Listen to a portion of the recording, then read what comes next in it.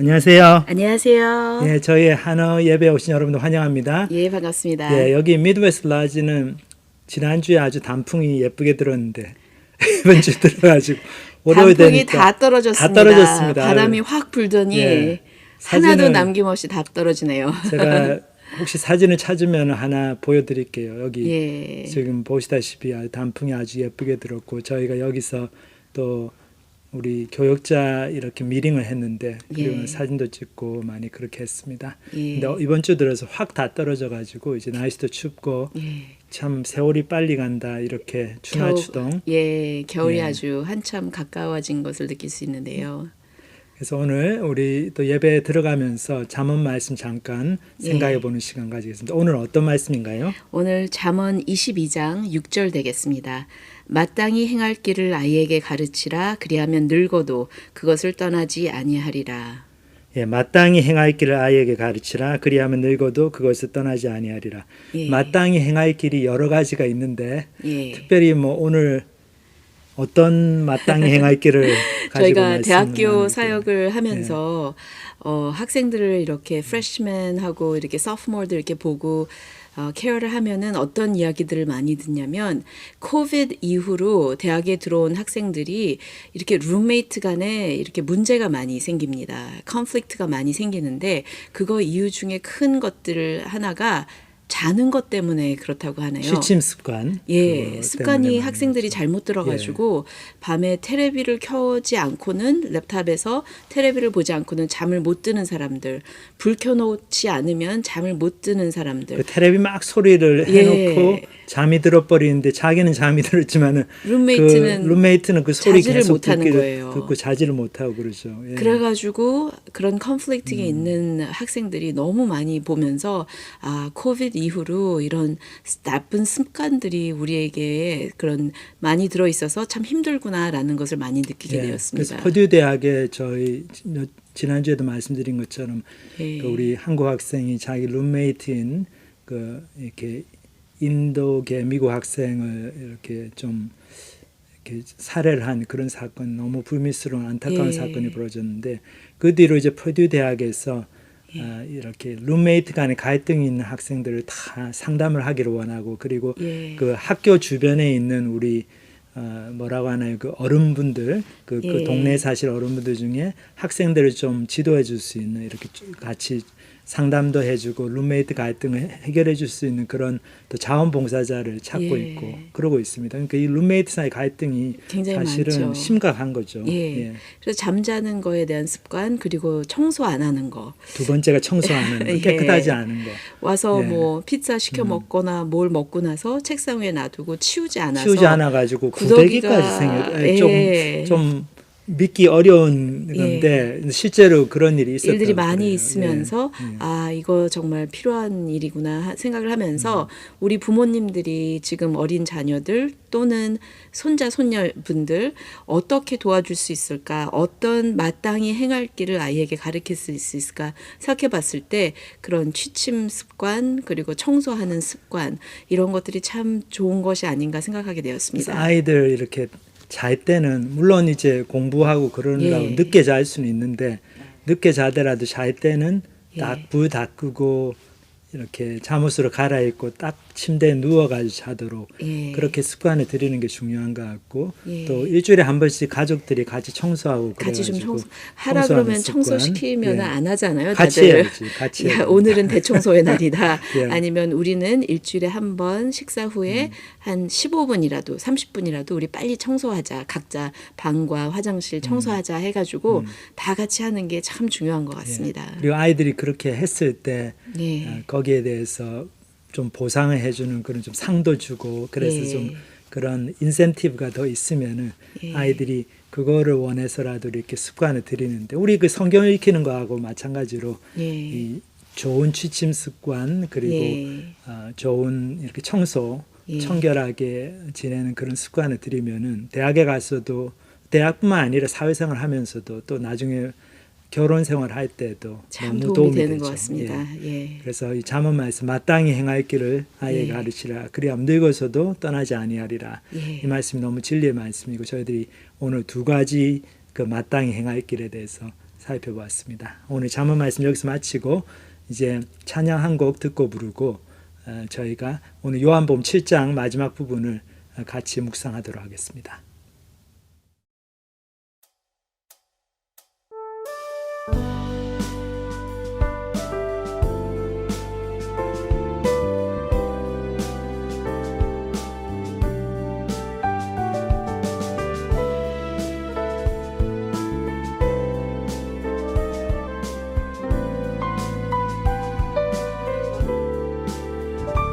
내가 매일 기쁘게 순례의 길 행함은 주의 팔이 나를 안보함이요.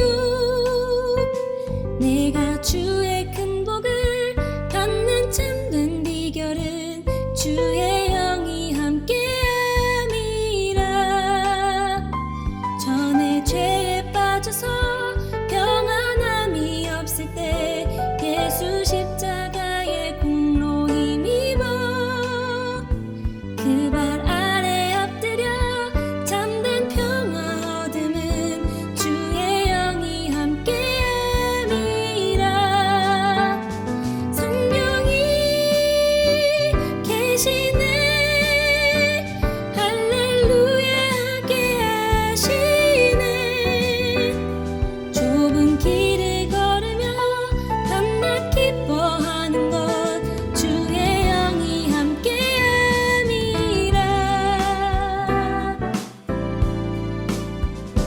나와 동행하시고 모든 염려하시니 나는 숲의 새와 같이 기쁘다.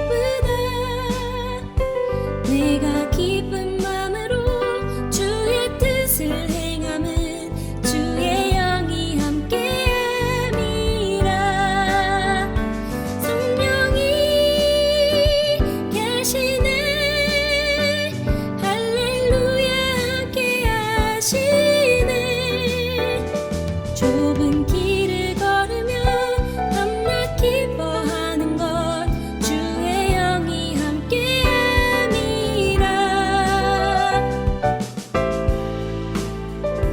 세상 모든 정욕과 나의 모든 욕망은 십자가에 이미 못을 박았네. 어두운 밤이 지나고 무거운 짐 벗으니 주의 영이 함께함이라.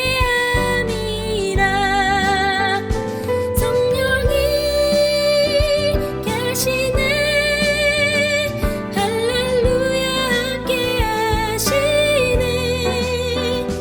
좁은 길을 걸으며 밤낮 기뻐하는 것 주의 영이 함께함이라. 성령이 계시네 할렐루야 함께하시네. 성령이 계시네 할렐루야 함께하시네. 성령이 계시네 할렐루야 함께하시네. 좁은 길을 걸으며 밤낮 기뻐하는 것 주의 영이 함께함이라.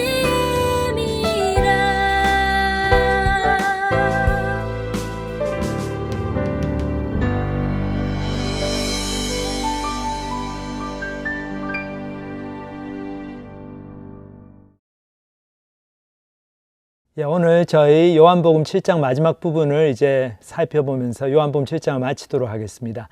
요한복음 7장에서는 예수님께서 계속해서 바리새인들과 길고 긴 논쟁을 나누시는 장면이 나오는데, 이것은 이제 예수님께서 초막절에 그 유대의 그 3대 절기 중에 하나인 굉장히 큰 종교적인 축제죠. 그 초막절에 예루살렘 성전에 올라가셔가지고 그곳에서 가르치시면서 벌어진 사건을 기록을 하고 있습니다.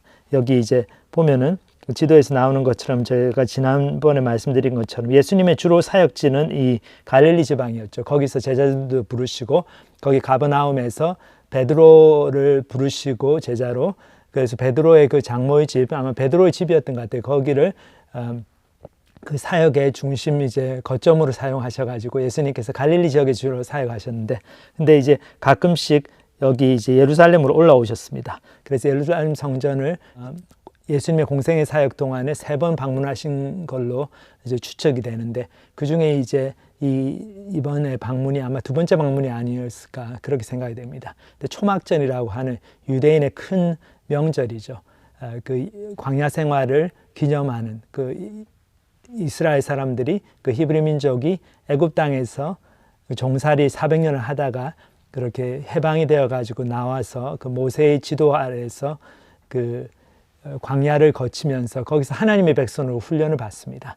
그래서 그 광야에서 초막을 치고 장막을 치고 그 텐트 생활을 하면서 하나님의 백성으로 훈련을 받는 그 시간을 이제 기념하는 절기죠, 초막절이. 그래서 유대인들이 다 예루살렘 성전에 와서 예배를 드리고 또 이 집 바깥으로 나와 가지고 텐트를 치고 일주일 동안 그 텐트 안에서 생활하면서 자기 조상들이 어떻게 광야에서 하나님의 인도하심을 받고 하나님의 백성으로 이렇게 성장했는가, 그것을 기념하는 그런 절기였습니다. 그래서 초막절에 많은 유대인 특히 남자들이 예루살렘 성전으로 올라갔는데, 예수님도 여기 올라오셔가지고 그 성전에 딱 나타나셔가지고 가르치기 시작하셨어요. 그러니까 이제 그 전에 여러분들 기억을 하시는지 모르겠는데, 유대인들 그 성전으로 올라오셔가지고 예수님께서 베데스다 연못가에서 그 38년 된 병자를 고치시죠. 근데 그 고치시는 사건에 안식일이 벌어져가지고 유대인들하고 많은 논쟁이 붙습니다. 그래서 바리새인들이 예수님을 싫어하게 되고, 왜 안식일에 이렇게 의료 행위를 하느냐, 이건 이러한 것이다, 그렇게 해서 예수님을 공격하고 그랬는데, 그렇게 됐기 때문에 예수님께서 다시 갈릴리 지역으로 자기 고향으로 내려가셔가지고 거기서 사역하시다가 유대인들의 핍박을 피해서 여기 이제 초막절에 다시 올라오셔가지고 이 성전에 나타나셔서 설교를 하니까 또 사람들이 몰려와서 예수님에 대해서 이런저런 반응을 보이고, 이제 이런 장면입니다. 그래서 저희들이 그 7장 본문을 같이 보도록 하겠습니다. 우리 이제 예수님께서 여기서 설교를 하셨어요. 오랜 이제 가르침을 주셨는데, 그리고 나서 사람들이 이런 반응을 보입니다. 요한복음 7장 31절부터 보면, 무리 중에 많은 사람이 예수를 믿고 말하되 그리스도께서 오실지라도 그 행하실 표적이 이 사람이 행한 것보다 더 많으리야 하니, 예수에 대하여 무리가 수군거리는 것이 바리새인들에게 들린지라. 자, 여기까지 잠깐 보겠습니다. 본문 여기 보면 이제 예수님께서 말씀을 전하실 때 무리 중에 많은 사람들이 예수님을 믿었다고 그랬어요. 그래서 그리스도께서 오실지라도 행하실 표적이 이 사람이 행한 것보다 더 많으려 하니, 예수님의 가르침에는 신적인 권위가 있었습니다. 이게 일반 보통 바리새인들이나 서기관들이 가르치는 것과는 굉장히 틀렸죠. 왜 그랬습니까? 왜냐하면 예수님은 본질적으로 하나님의 말씀에 자신의 삶을 거셨죠. 그래서 모든 것을 내려놓고 하나님의 말씀을 전적으로 순종하기로 작정하셨기 때문에 그 말씀 속에 권위가 나타나고 그 말씀 속에 정말 하나님의 능력이 함께했습니다. 이거 참 중요한 교훈인 것 같아요.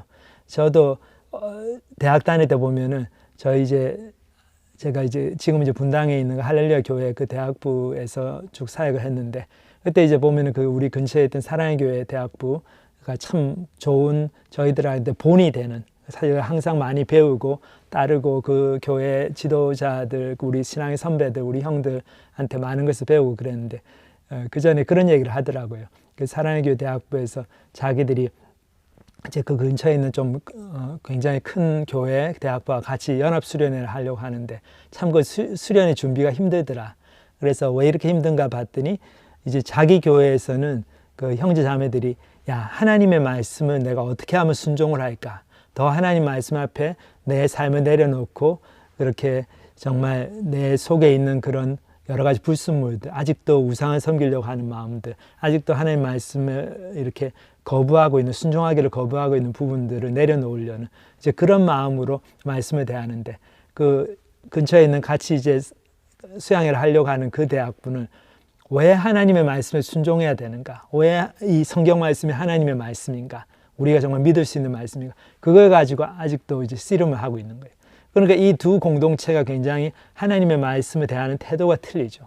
그렇기 때문에 그 첫 번째 그 공동체는 하나님의 말씀을 공부하고 그 말씀을 듣고 하는 데서 하나님의 능력이 나타나는데, 이 두 번째 공동체는 똑같은 말씀을 가지고 공부를 하고 똑같은 성경부 교재를 쓰는데도 하나님의 능력은 나타나지 않는 거예요. 그래서 아마 예수님께서 가르치셨을 때 이 사람들의 반응이 이 예수 선생의 말씀은 정말 권세 있는 세교훈이다. 마가복음 1장에 보면 그런 말씀이 나오거든요. 그래서 저희 서기관과 바리새인과 같지 않더라. 그런 말씀이 나옵니다.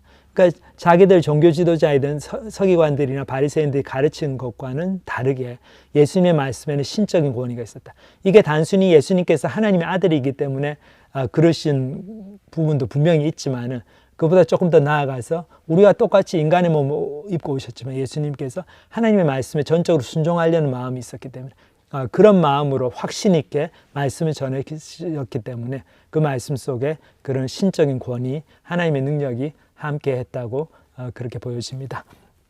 그래서 사람들이 이제 예수님 말씀을 듣고는 그런 반응을 보이고 막 이 마음이 이렇게 움직이고 예수님께로 나가려고 하고 그러니까 그 얘기가 이제 바리새인들한테 들렸죠. 그런데 참 안타까운 현실이 바리새인들과 대제사장들은 예수님이 나타나기만 하면 예수님을 잡으려고 그랬어요. 예수님을 잡아 죽이려고 그럽니다. 여기 계속 본문을 보면 대제사장들과 바리새인들이 그를 잡으려고 제가 여기서부터 있습니다. 아랫사람들을 보내니 예수께서 이르시되 내가 너희와 함께 조금 더 있다가 나를 보내신 이에게로 돌아가겠노라.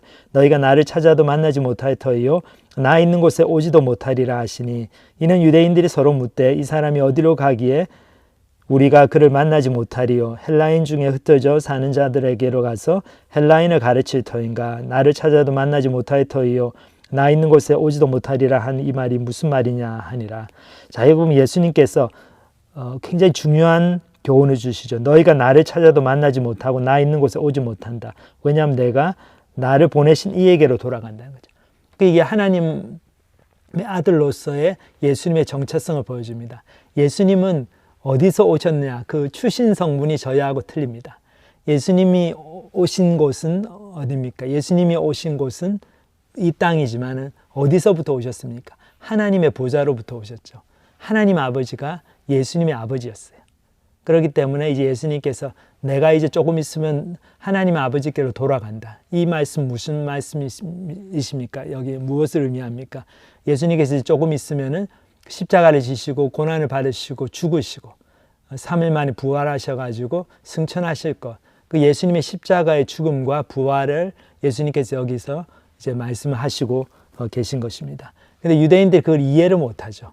자, 여기 보면 유대인들이 예수님을 하나님의 아들로 보지를 못하고 인간 예수, 그리고 어떤 랍비, 젊은 그 유대인의 선생, 그런 예수로만 생각을 하기 때문에 계속 예수님의 말씀에 대한 이해가 너무나 부족합니다. 예수님이 자꾸 엇나가죠. 여기 보면 유대인들은 뭐라고 그럽니까? 이 사람이 어디로 가기에 우리가 그를 만나지 못하리. 헬라인 중에 흩어져 사는 유대인들에게 가서 헬라인을 가르칠 터인가?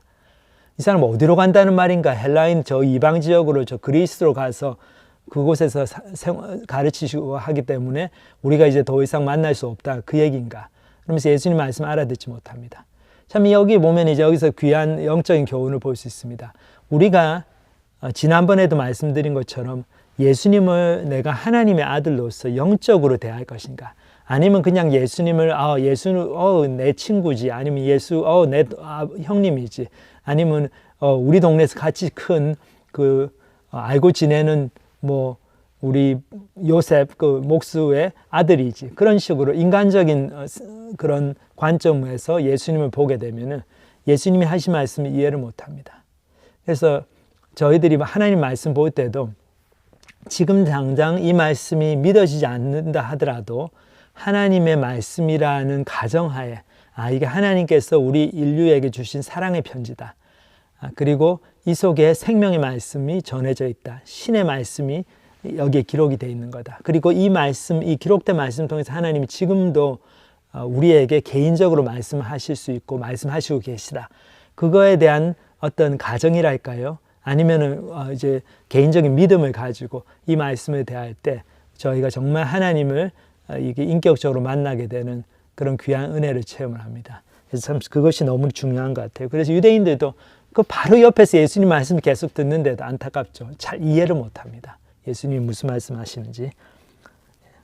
자, 그 다음에 이제 예수님께서 이제 좀 며칠이 지난 다음에 명절 끝날에, 그러니까 이 초막절을 갖다가 7일 동안 지키는데 그 마지막 날에 가장 이제 큰 이제 세레모니 그 예식이 벌어지고 축제가 벌어진 그날에 이런 놀라운 말씀을 주십니다. 그 큰 날에 예수께서 서서 외쳐 이르시되 누구든지 목마르거든 내게로 와서 마시라. 나를 믿는 자는 성경의 이름과 같이 그 배에서 생수의 강이 흘러나오리라 하시니 이는 그를 믿는 자들이 받을 성령을 가리켜 말씀하신 것이라.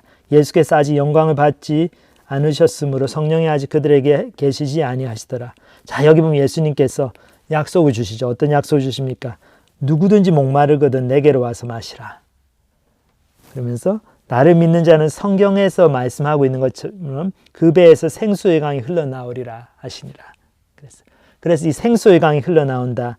이 예수님이 주시는 그런 다시는 목마르지 않은 그 생명수. 이 물은 생수의 강. 이건 무엇을 가리키는 겁니까? 믿는 자들이 받을 성령을 말씀하신 것이다. 이제 아직까지는 예수님께서 영광을 받지 않으셨기 때문에 다시 말해서 영광을 받는다. 이 얘기는 예수님의 십자가 사건을 얘기하죠.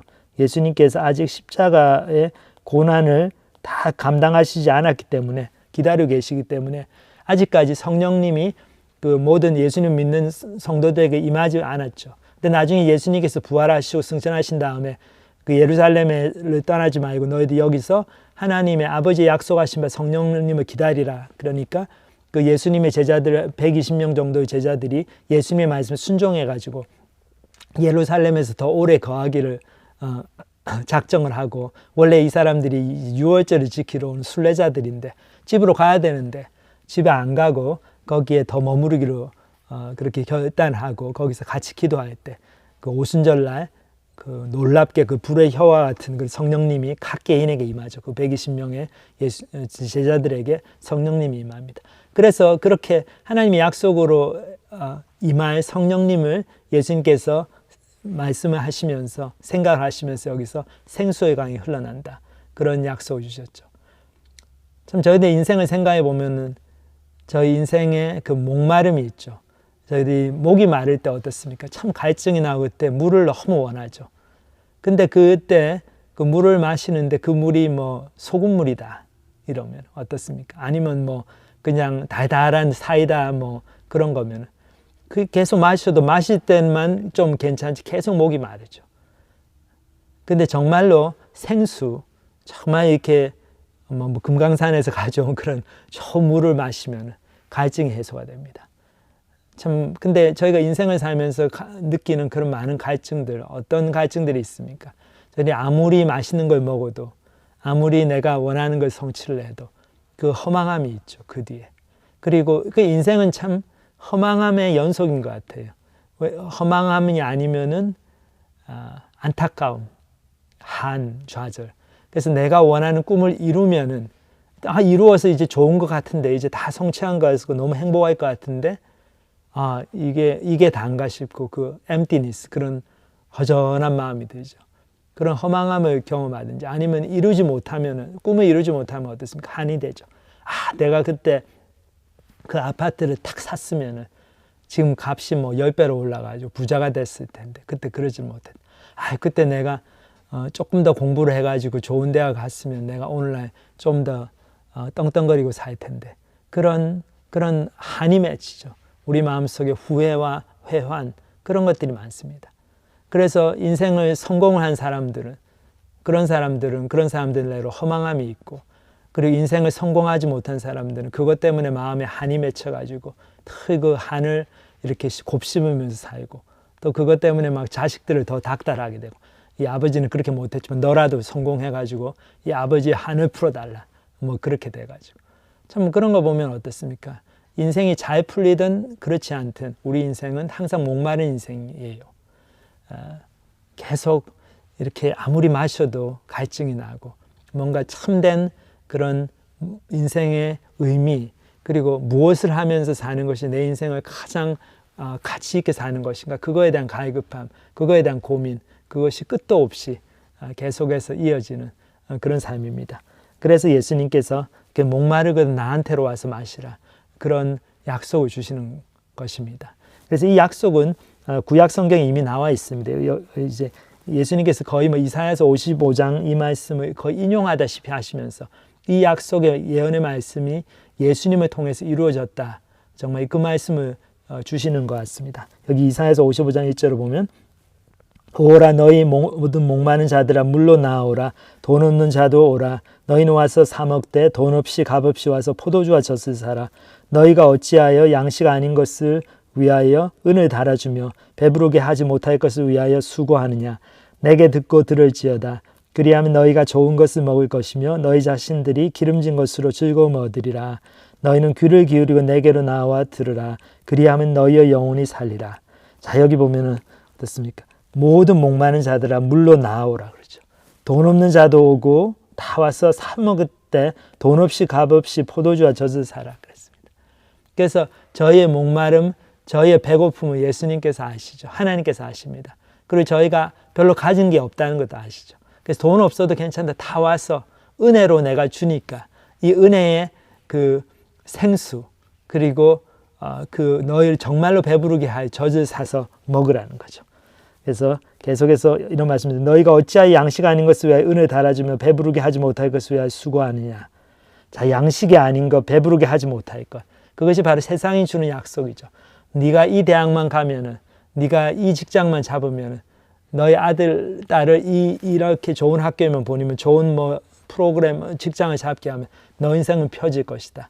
소위 그 입신양명한 아들, 딸이 너의 가문의 영광을 이렇게 가져올 것이다. 그런 많은 세상의 약속들이 근데 그것이 정말 배부르게 하지 못하는 그런 헛 약속이라는 거죠.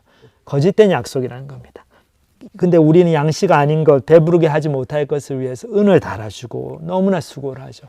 뼈가 빠지도록 진짜 경상도 말로 쇠가 빠지도록 그 쇠라는 말이 아마 혀라는 말인 것 같아요. 너무 일을 열심히 해서 혀가 이렇게 빠질 정도로 그렇게 노력을 하고 했는데 그것들이 참으로 우리의 인생을 그렇게 걸만한 그런 가치 있는 것이 아니라는 것을 이제 나중에 알게 됩니다.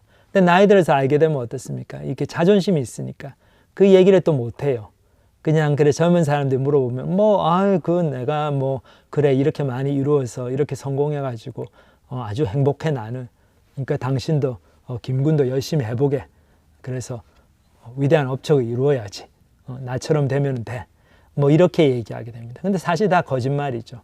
그 마음에는 정말 정직한 반응은 뭡니까? 김구나 그렇게 열심히 해봤자 나처럼 돼봤자 별거 없다. 그 속에 정말 참된 안식이 없고 참된 만족이 없고 참으로 갈증을 해소하는 그런 생수를 마시는 그런 경험이 없다. 그것이 바로 저희의 정직한 반응입니다. 인생을 한참 살고 나서 이제 인생의 이제 저녁 노을이 지는 이제 막바지로 가는 그런 시점에서 우리 젊은 사람들한테 저희들이 정직하게 줄 수 있는 조언이죠. 당신이라도 더 늦기 전에 인생의 참된 목적과 의미를 발견하고 살아계신 하나님을 만나고 그 하나님 속에서 정말 하나님 주시는 사명, 하나님이 나한테 하라고 하시는 일을 했고 그것에 순종해서 살아갈 때 참된 그 생명수를 마시는 나의 갈증이 영원히 다 해소되는 그리고 내가 영원히 배부르게 되는 그런 풍성한 삶을 누리게 된다는 것. 그 진리를 저희들이 정말 이렇게 젊은 사람들한테도 가르쳐주고 저희 자신도 아무리 인생에 내가 그동안 많은 세월을 낭비했다 하더라도 가장 늦었다고 생각할 때가 가장 빠를 때다. 그런 말씀이 있듯이 저희들이 지금이라도 정직하게 하나님 앞에 하나님 제가 그동안 잘못 살았습니다.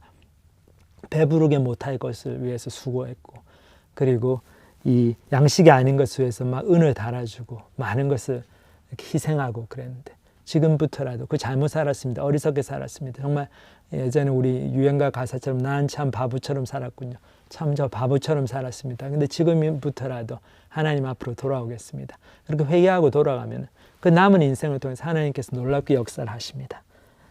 그러면은 하나님의 이 약속이 저희들에게 이루어지죠. 여기 보면 그리하면 너희가 그러니까 내게 듣고 들을지어다. 내게 듣고 들을지어다. 하나님 앞에 나와서 하나님의 말씀을 들으라는 거죠. 그리하면 너희가 좋은 것을 먹을 것이며 너희 자신들이 기름진 것으로 즐거움을 얻으리라. 너희는 귀를 기울이고 내게로 나와서 들으라. 그리하면 너희 영혼이 살리라. 저희의 영혼이 사는 게 저희가 저희의 배에서 생수의 강이 흘러나오는 그래서 배에서 생수의 강이 흘러나오기 때문에 이 물이 많이 나오기 때문에 이렇게 물을 마실 필요도 없어요. 그렇게 갈증을 느끼지 않죠. 그런 삶을 사는 비결은 뭡니까? 하나님 앞에 나와서 하나님의 말씀을 듣는 겁니다. 그러니까 얼마나 복된 자리인지 이렇게 온라인이라도 여러분들이 이 말씀 듣는 시간을 귀하게 여기고 로그인 해가지고 말씀을 듣고 또 말씀을 기억하고 말씀을 내 삶에서 적용하려고 순종하려고 노력하고 너무나 축복입니다. 그 축복을 저희들이 절대 놓쳐서는 안 되겠습니다. 자, 그래서 예수님이 이제 마지막 그 절기의 마지막 이 초막절의 그 마지막 날 이런 말씀을 주셨는데 이 초막절의 마지막 날에는 두 가지 큰 행사가 벌어집니다. 하나는 진짜 예수님 말씀하신 것처럼 물을 가지고 하는 행사가 있어요. 그래서 제사장들이 그 예루살렘 성전의 그 근처에 조그마한 산이 있는데 그 산에서 이제 물을 길어다가 그걸 가지고 와서 성전으로 가져와서 그 제단에 붓는 그런 예식이 있습니다. 그래서 그 제단에 물을 부음으로써 우리의 죄를 사함을 받고 하나님께서 우리의 목마름을 채워주신다. 그런 예식이죠. 그래서 아마 예수님께서 또 이렇게 나를 믿는 자는 그 배에서 생수의 강이 흘러나리라 영원히 목마르지 않을 거다. 그런 말씀을 주신 것 같아요. 그러니까 이 얘기는 뭡니까? 초막절의 하이라이트가 예수 그리스도시라는 거죠. 그 제사장들이 그 하는 예식의 그 본질, 그 하나님께서 주시는 생수가 바로 예수님 자신이시라는 것을 보여줍니다. 그래서 이 물, 생수를 통해서 예수님의 그 하나님의 아들 되심을 드러내시고 또 하나는 빛입니다. 이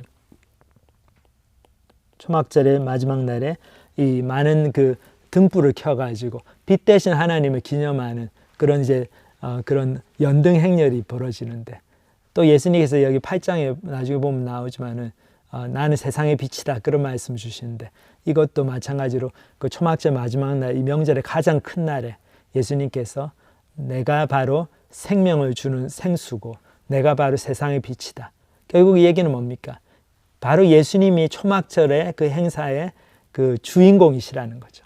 하나님의 아들이시고 우리를 위해서 죽으러 오신 구원주이시고 구원자이시고 구세주이시고 우리 인생의 주인 되시는 그런 예수님이시라는 것을 보여줍니다. 그것이 바로 복음의 본질이죠.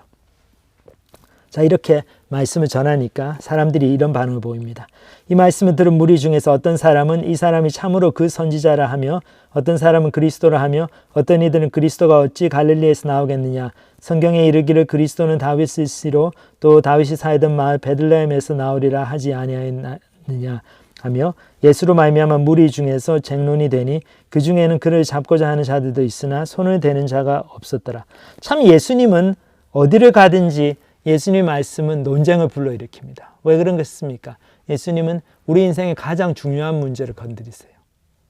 그래서 모든 사람들이 관심을 가지는 문제입니다. 우리 중에 아무도 나는 인생을 어떻게 사는지 알아. 내 인생은 완전히 확실하게 딱 계산이 나왔어. 이렇게 살면 참으로 의미 있는 삶이고 나는 지금 이렇게 끝에 죽어도 전혀 후회가 없어. 그리고 난 죽은 다음에 어떤 일이 있을지 알아. 아무 일도 없을 거야. 그렇게 확신 있게 100% 확신을 가지고 얘기할 수 있는 사람이 아무도 없어요, 사실. 그리고 우리 모두는 죄인이기 때문에 여러분들 우리가 다른 사람이 얘기할 게 아니고 그냥 우리 자신을 생각해 보면 우리 한 사람 한 사람이 우리 자신의 모습을 들여다보면 우리가 죄인이라는 걸 너무나 쉽게 알 수 있죠. 저 자신을 봐도 뭐 딴 사람 얘기할 건 없고 제 속에 들어간 더러운 생각들 그런 이기적인 마음들 그 자기만을 높이려고 하는 생각들 자기 편한 것만 찾으려고 하는 그런 죄악된 마음들 나의 아내, 나의 자식들도 제대로 사랑하지 못하는 그런 이기적인 죄인이라는 거 그걸 알기 때문에 우리 각자가 우리 모습은 알잖아요. 좀 정직하게 들여다보면 그러니까 우리가 이게 다 너나 나나 할 것 없이 죄인이구나 그걸 알 수가 있죠. 그러니까 예수님께서 그 죄 문제를 건드리실 때 너 하나님 만날 준비가 되어 있느냐 내가 길이요 진리요 생명이니 나로 말미암지 않고는 아버지께로 올 자가 없느니라 그런 말씀하실 때 저희들이 거기에 대해서 마음의 찔림을 받습니다. 그래서 그 반응이 두세 가지로 나오죠. 여기 보면 어떤 사람들은 참으로 그 선지자라 하며 여기 보면 그 선지자라는 게 이 모세와 같은 선지자다 이 얘기죠. 모세가 그 죽기 직전에 그 신명기서에 보면은 하나님께서 나중에 나와 같은 선지자를 일으키실 것이다. 그가 와서 너희를 구원할 거다. 그런 말씀을 주셨는데 그래서 모세가 얘기한 자기와 같은 그 선지자, 그런 선지자가 나중에 다시 일어날 것이다. 그 선지자가 바로 메시아다. 사람들이 그렇게 생각하고 있었어요. 그래서 아마 이 예수님 말씀을 들으면서 그 속에서 하나님의 권위가 느껴지니까 예수님이 하나님의 그 모세가 얘기하던 그 선지자다, 구세주다, 그렇게 믿는 사람들이 있었지만 또 다른 사람들은 거기에 대해 반론을 펴니다. 어떤 사람 그리스도라 그러는데 어떤 사람들 그리스도가 어떻게 갈릴리에서 나오겠느냐, 성경에 이르기를 그리스도는 다윗일시 또 다윗이 살던 베들레헴에서 나오리라 하지 않았느냐. 참 안타까워요. 예수님께서 사실 베들레헴에서 태어나셨습니다. 성경에 이른 것처럼. 그래서 다윗의 씨로 오셨고 그냥 갈릴리에서 자라신 거죠. 그런데 사람들이 그 예수님의 출신 배경에 대해서 자세하게 알아보려고 하지도 않고 그냥 어디서 주워드는 얘기로 쉽게 그렇게 결론을 내려버리는 거죠. 저희도 얼마나 그럴 때가 많습니까? 많은 사람들이 기독교를 이렇게 비난하고 교회의 그런 부패한 모습, 잘못된 모습들을 욕하면서 그렇기 때문에 나는 예수님께는 관심이 없다, 복음에 관심이 없다, 복음이 잘못된 거다, 그렇게 결론을 내죠. 근데 거기서 물론 교회가 많이 잘못하고 부패하고 그래서 욕을 먹는 거는 그렇게 뭐 당연하다 그렇게 생각할 수 있지만 그것 때문에 하나님의 그 복음의 본질이 흐려지는 건 아닙니다. 하나님의 교회는 항상 부패했습니다. 하나님의 교회가 오래가지 못. 그러니까 하나님의 교회가 부패할 때 하나님은 바로 심판하시고 새로운 교회를 일으키시고 새로운 운동을 일으키시고 그런 하나님입니다. 다시 말해서 하나님이 하나님의 지역교회에 매이는 분이 아니죠. 하나님은 우리 지역교회를 또 일하시지만 그 지역교회들이 돈 맛을 알아가지고 뭐 명예 그 맛을 알아서 아니면 정치에 물이 들어가지고 허튼 짓을 하게 되면 가차없이 심판하십니다. 그리고 다른 새로운 하나님의 백성들을 일으키시고 그렇기 때문에 저희가 교회가 잘못된 것을 보고 하나님이 없다고 생각하고 그렇게 생각하는 것은 너무나 어리석은 생각입니다. 마치 여기 보면 사람들이 잘 알아보지도 않고 예수님이 진짜로 그 베들레헴에서 태어나셨고 다윗의 자손으로 오셨는데 그래서 구약의 성경에 그 예언을 이루셨는데 그냥 주워 들은 얘기로 갈릴리에서 왔다니까 갈릴리에서 태어났나 보다 그런 식으로 생각해 버리죠. 그리고는 그런 주워 들은 얘기를 그렇게 기반으로 해가지고 결론을 내려버려요. 저 사람 메시아 아니다. 그렇게 돼버리죠. 너무 안타깝습니다. 그래서 예수로 말미암아 무리 중에 쟁론이 되었어요. 근데 참 재밌는 게 그 중에는 그를 잡고자 하는 자들이 있었으나 손을 대는 자가 없었습니다. 왜 그렇습니까? 예수님의 말씀을 들은 많은 사람들이 예수님을 따르려고 그랬죠. 예수님에 대해서 좋은 생각을 갖게 됐어요. 그 마음에 찔림을 받고 회개하는 마음이 들려고 그래요. 그러니까 바리새인이나 종교 지도자들도 그렇게 많은 군중들 앞에 잘못하다 예수님을 잡으려다가 돌 맞아서 자기들이 죽을 수도 있죠. 그러니까 함부로 예수님을 체포하지 못했습니다. 자, 그 다음 이제 계속 구절을 보면 아랫사람들이 대제사장들과 바리새인들에게로 오니 그들이 묻되 어찌하여 잡아오지 아니하였느냐.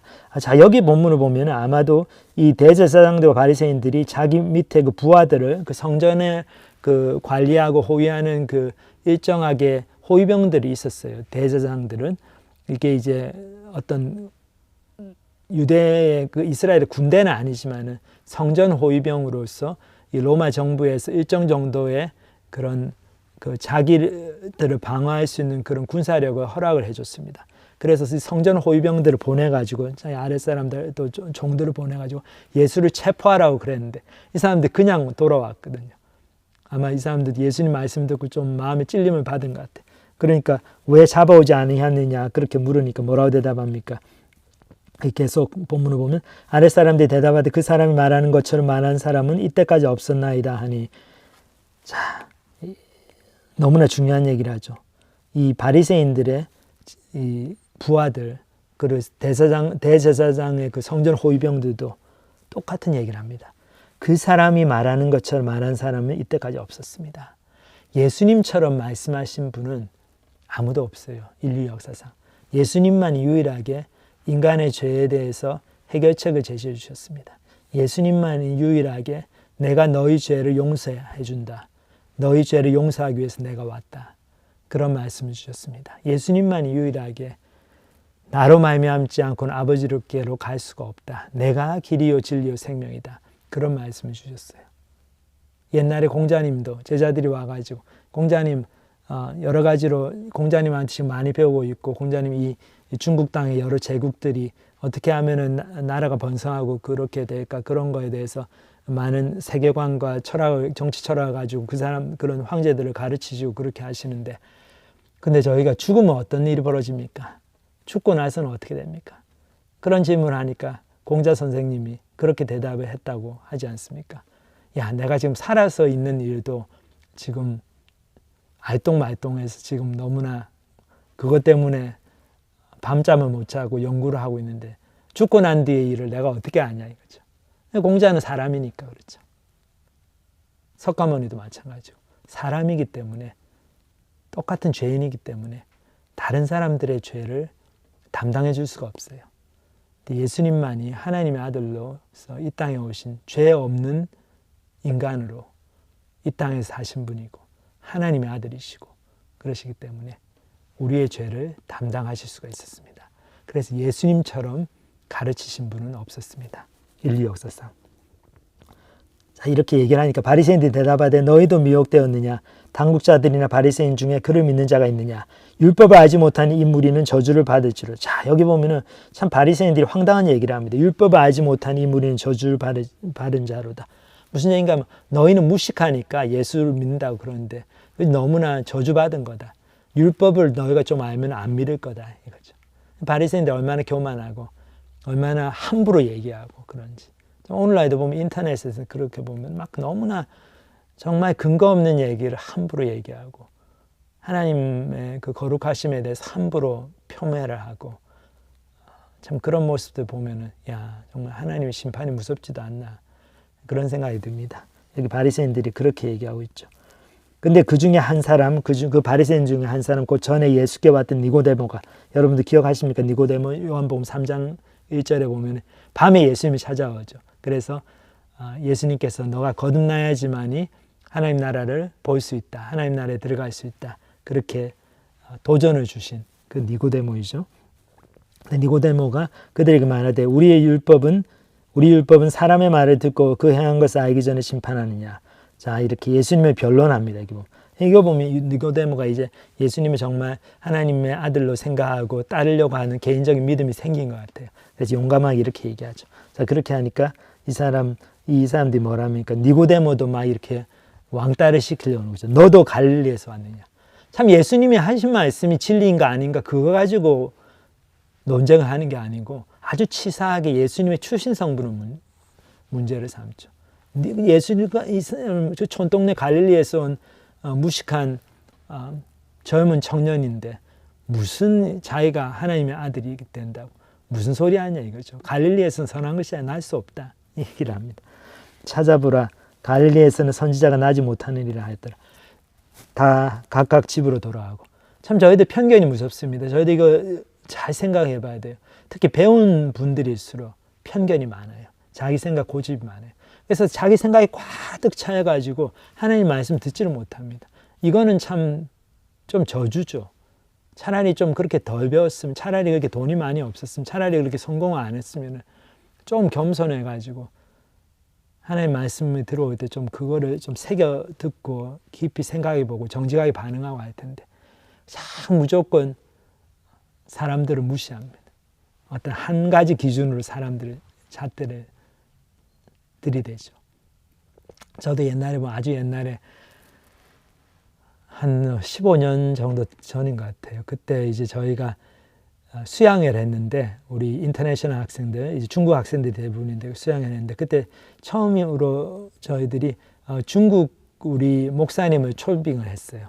그 수양회 강사로. 그래서 이분이 오셔가지고 영어로도 하시고 나중에 중국말로도 하시고 중국말 하실 때는 또 영어로 통역을 하고 동시 통역을 하고 그렇게 수양 인도하셨는데 첫날 그 버클리 대학 캠퍼스로 오셔가지고 첫 시간은 캠퍼스에서 모였거든요. 그때 이제 말씀을 전하셨는데 끝나고 나가지고 어떤 여학생이 저한테 와가지고 저희들한테 와서 그런 얘기를 했어요.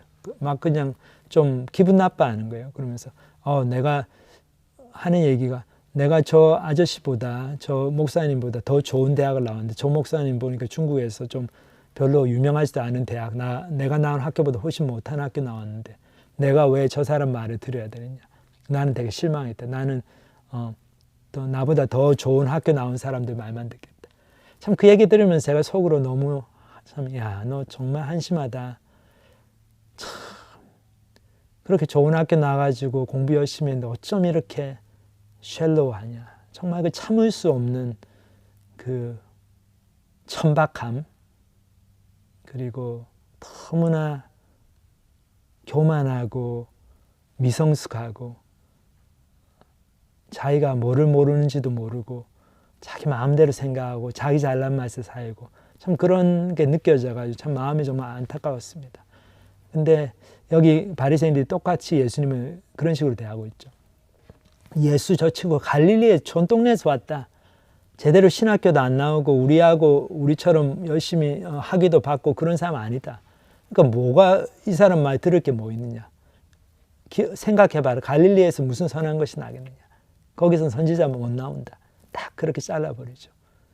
그래서 결국은 그것 때문에 예수님하고 옆에 있으면서 계속 얘기를 하면서도 예수님이 누구신가를 모르게 되고 알고 싶어 하지도 않게 되고 결국 예수님이 주시는 구원의 은혜를 놓치게 되죠.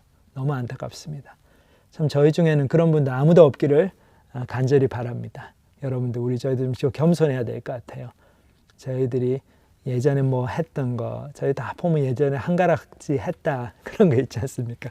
뭐 미국에 이민 와가지고 미국에서는 좀 삶이 그랬더라도 내가 한국에 있을 때는 이래봬도 뭐 이랬는데 그런 거 좀 다 내려놓고 자존심 다 내려놓고 예수님이 정말 누구신가? 나는 누구인가? 나는 앞으로 어떻게 살아야 되나? 내 인생을 잘못 살았는데 여기서 정말 회개하고 돌아가야 되겠다. 아버지께로 가야 되겠다. 하나님 아버지께로 나와야 되겠다.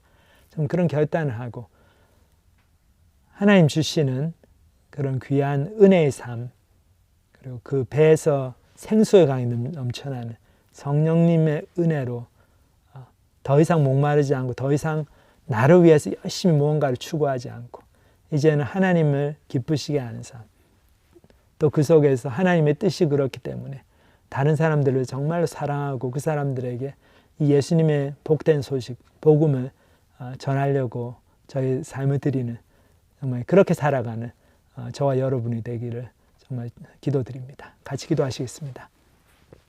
하나님 아버지 감사합니다. 저희도 오늘 말씀 통해서 정말 바리새인들, 대제사장들 그렇게 많이 배우고 신학적인 지식이 있고 그랬지만 참 그런 것들이 자기들을 교만하게 만들고 정말 예수님을 예수님으로 알아보지 못하게 만드는 그런 참 저주스러운 그런 장애물이 된 걸 저희들 보면서 참 저희 자신들도 경고를 받습니다. 저희가 이 인생을 살아오면서 붙들고 있는 그런 자존심의 근원들 그리고 우리 잘난 맛을 살아가는 그런 교만한 마음들 저희들이 다 내려놓고 정말 생수를 주시기 위해서 이 땅에 오셨고 저희들이 그 배에서 생수의 강이 흘러나는 그런 풍성한 삶을 경험하도록 그런 복을 주시기 위해서 오신 예수님 그것을 위해서 십자가에서 죽기까지 순종하신 그 예수님을 저희들이 바로 알아보고 그 예수님을 다 쫓아가는 그래서 구원의 은혜를 경험하고 또 이 구원의 은혜를 나누어주는 그런 복된 삶을 살게 되는 저희 모두가 될 수 있도록 축복하여 주시옵소서. 감사를 드립니다. 예수님의 이름으로 기도합니다. 아멘.